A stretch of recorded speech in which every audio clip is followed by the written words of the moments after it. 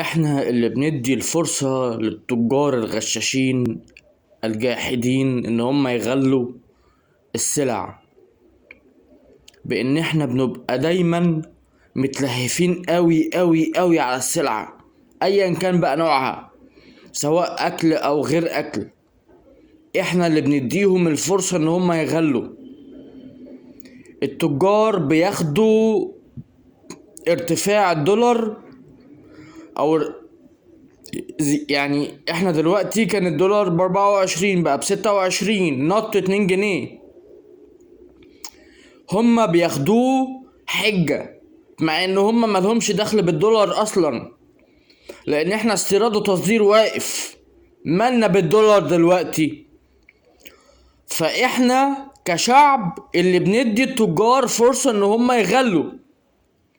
فمن فضلكوا كفاية لهفة على السوق، كفاية لهفة على السوبر ماركت. سوري.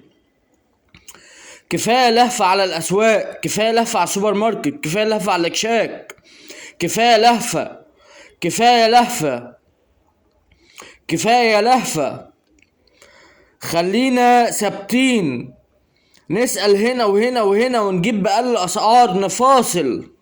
لازم نقاطع، لقينا الحاجة غالية في كل الأماكن نقاطع، لأن هما مش هيخسروا، هما ما يحبوش الخسارة، مش هيخسروا عشاننا احنا نولع بجاز. لازم نقاطع. الشيطان ماسك فينا ومسيطر علينا. لازم نقاطع عشان الأسعار تنزل. لازم نقاطع.